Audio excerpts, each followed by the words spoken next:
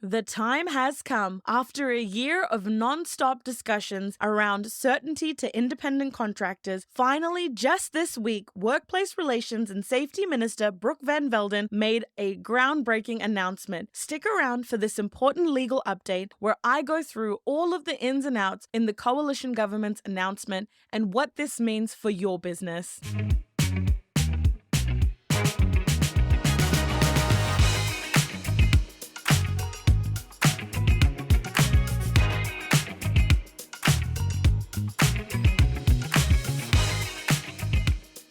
Hi everyone, welcome back to Lawlands. My name is Sanam and thank you so much for tuning in today. If you've ever engaged an independent contractor, you know how quickly it can go south.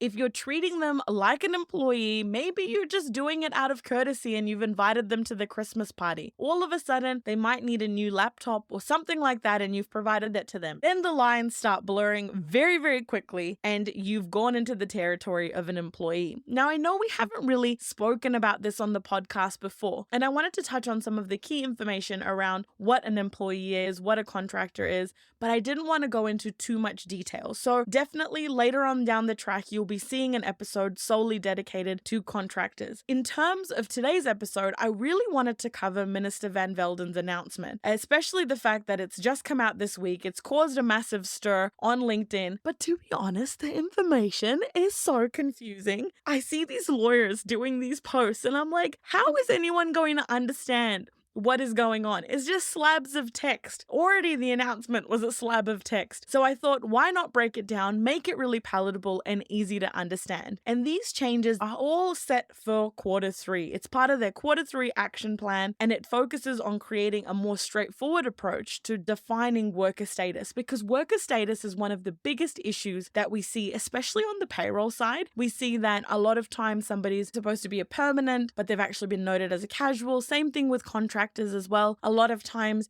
it blurs into them being an employee, but you're just taking their relationship as face value. So it can get very tricky and complicated. But the whole point of this announcement and the bill that will be proposed is to create certainty so that when you enter into this arrangement, if you can tick all of these boxes, then you are a contractor and there's no questions asked and we don't really go forward with a claim. You know the drill. If you like these episodes, then make sure you subscribe and follow the podcast today so you stay up to date with all of these key employment law insights. Now, before we get into it, you know what time it actually is. It's time for Laughs with Lawlands, where I give you a dry joke in these episodes. What does a nosy pepper do? It gets hull up in your business. Get it? Hull up in your business. Like a jalapeno. Anyways, if you don't want a mediator or the authority to be all up in your business, then it's really important to engage a contractor correctly. And let's first take a brief look at the current law so that we can actually provide some context to what's actually changing, right? So the difference between a contractor and an employee is usually what we need to first look at. Generally, an employee, they get a salary, a wage, and they have some sort of employment agreement.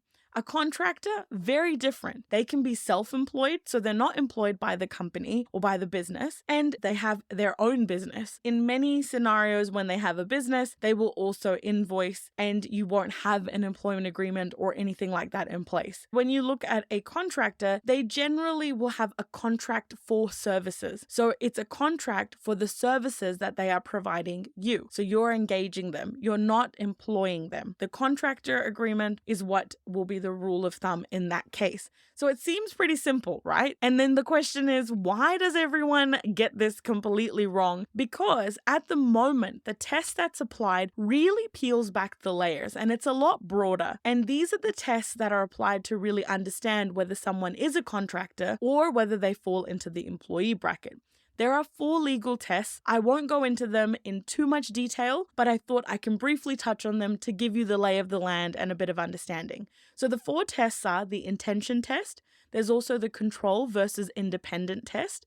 Then you have the integration test, And the last one is the fundamental economic reality test. I'll give you a bit of an example of what this means. So when you're usually going through these tests, what you're looking at is what were the intentions of the party when they were entering into the relationship? Was one sitting there going, I'm an employee, but I'll start off as a contractor and then you can phase me into being an employee? Or was it truly going to be a business to business kind of situation and more for services? Then you're also looking at how much control the company has over the contractor. A lot of times I notice employers or businesses getting it wrong because they start supervising the contractor or they give them start and finish times. So the more control you have, the more it starts looking like an employee. Then you also look at integration. How much is this person integrated within the business? I know I mentioned earlier about all of a sudden this contractor's coming to Christmas parties, but it's also how integral they are to the business. And is the work that they're doing actually commonly done by other employees as well? And if that's the case, then you're leaning a little bit more towards an employee. The last test that applies currently at the moment under the legislation and case law is the economic reality test. And what you're looking at here is whether the person is actually running a business on their own account. So they're not getting a salary, they're not relying on a paycheck, they're having to pay their own taxes, maybe they're GST registered. Is someone paying their KiwiSaver, or are they having to factor all of that in on their own? You're looking at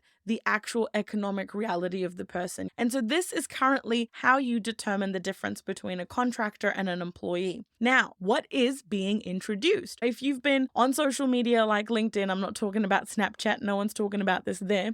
If you've been on social media like LinkedIn, you would have seen this being thrown around. If you've signed up to newsletters, lots of people are talking about the gateway test. So let's make it really simple and really easy. Firstly, let's have a look at what Minister van Velden is actually trying to achieve here, or what she's explained. She said that the legislation needs to be changed because it needs to ensure that workers have more clarity from the start of their relationship. Now, why is that the case? If you've never engaged a contractor before, what usually happens is at the beginning, everyone's all happy. Everyone's excited. They enter into this relationship, sign a contractor agreement. We're all looking great. And all of a sudden, things start to sour. And maybe they sour because the business doesn't want to engage the contractor anymore. Or maybe because the business doesn't like the particular services that they're providing. There's a whole bunch of other reasons. Sometimes it's because the person is treated poorly in the workplace. Of course, those things happen as well. But there are other situations, and those are usually because there's been some upset or disrupt in the relationship.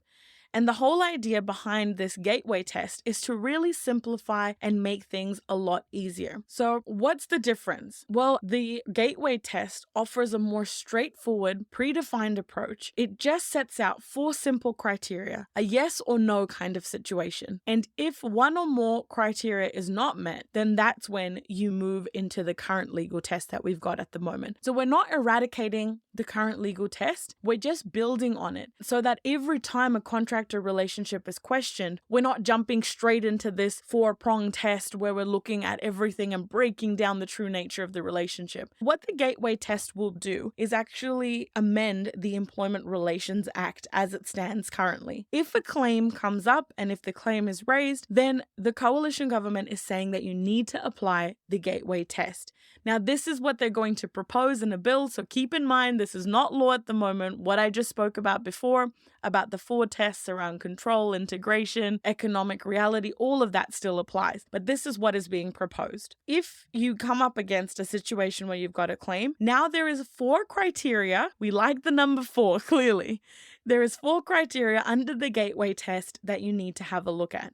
The first one is that you need a written agreement. First, there needs to be a very clear written contract in place that says that this particular person is an independent contractor. The reason why that doesn't fly at the moment is because the legislation wants you to peel back the layers and really look at the nature of the relationship rather than looking at just the agreement on face value. That is the first part. The second component or the second criteria of the gateway test is freedom to work for other people and other businesses. What this means is that a business can't stop a contractor from working for other businesses, including competitors as well. So you can't put these restraints in place like you would with an employer and employee situation. The third component is flexibility around work. So the fact that businesses can't demand that the contractor be available at specific times. Again, with the control test at the moment, we can see this where the contractor shouldn't be told to come in between 9 to 5 because they need to dictate their own times. It's like a plumber coming in to fix a leaky pipe in your sink. They're not going to say to you, hey, what time would you like me to come in? And you say to them 9 to 5 p.m. please. They would usually dictate their times, check if you're available or at home to open the door, but you're not supervising their work or doing anything like that. And no one should be there saying to them that there is a minimum number of hours that you need to work. I still see to this day, and I am still advising on the fact that a contractor can't be told that, hey, you need to do 9 to 5 or you need to make 40 hours happen in the week. That's not how a contractor operates. And this is why it's really important to have a look at these things now. If the contractor in this case wants to subcontract their work, then they can do that as well.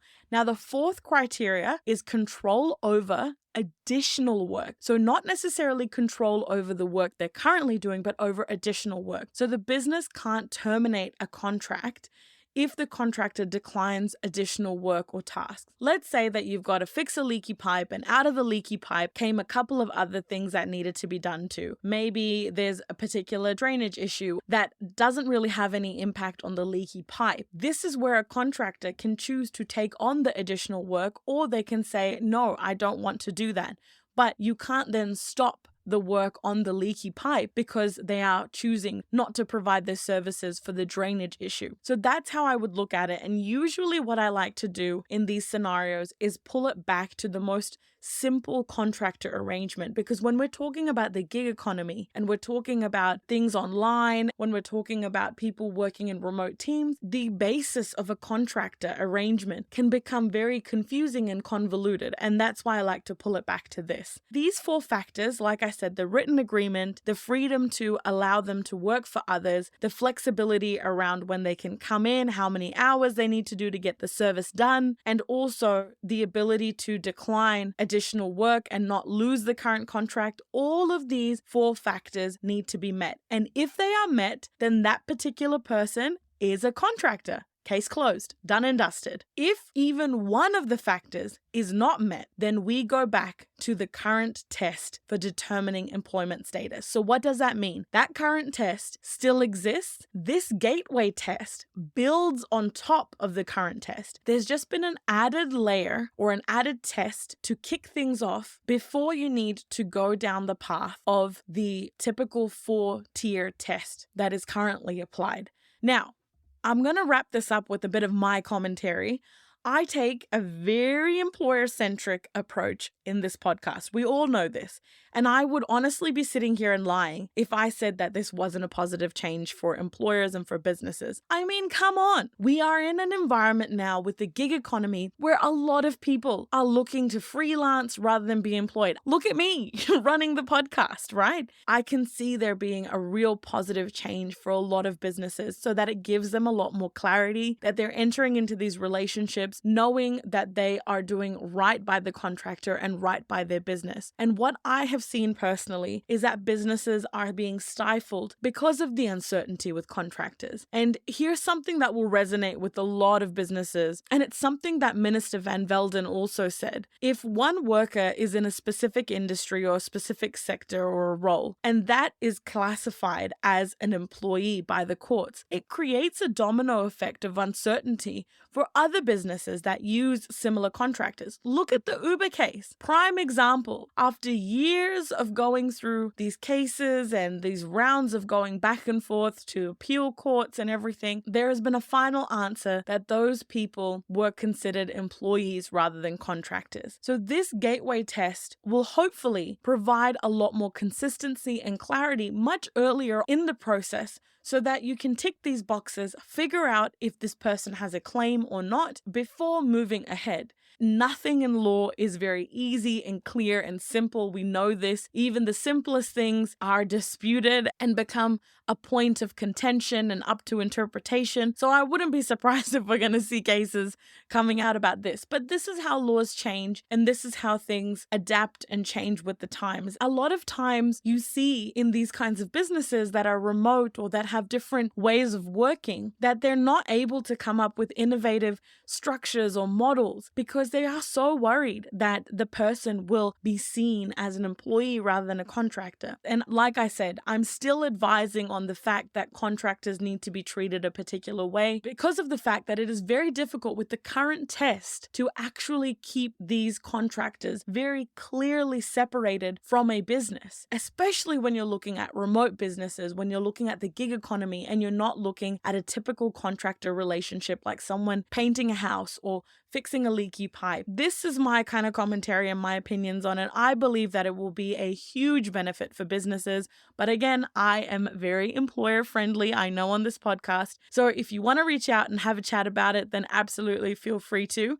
In terms of what you need to know and the timelines moving forward, we're looking at the bill being introduced in 2025. It's going to amend the Employment Relations Act. So it'll be an Employment Relations Amendment Bill, and we will be looking at kind of the proposal or what that will look like. I've also linked some information in the description. You will see something in there around what the proposed test is going to look like or the flow chart. And this is something that Employment NZ has already put out there for you to see. Now, you might be wondering what you can do right now. Look, whenever a new bill is proposed, everyone says, don't worry about it until the law comes into effect. And that's absolutely right. There is a chance that this might not go ahead, but I would say, regardless of the situation, check your contractors. See what's going on in your businesses. Make sure you're not treating them like employees, because at the end of the day, when push comes to shove, if the gateway test goes ahead, then the original test that currently exists will still apply if the person seems more like an employee. So what I would say is go in, have a look at your contractor agreements, see if they're correct, see if they need a bit of revamping or changing. And while you're doing all of that, also make sure that you've really understood the status of the particular person and you're not treating them like a contractor when they should be like an employee, because that gateway test will essentially be your gateway to figuring out if they're a contractor or an employee. Take this time now and take this as a bit of a reminder that this is where things are headed. That's it from me, everyone. If you are liking these episodes, then like I said, please subscribe and follow the podcast so you never miss a Law Lens episode. Thank you so much, everyone, for tuning in. I hope you have a lovely day, night, evening, morning, whatever it may be, and I'll catch you in the next one, everyone.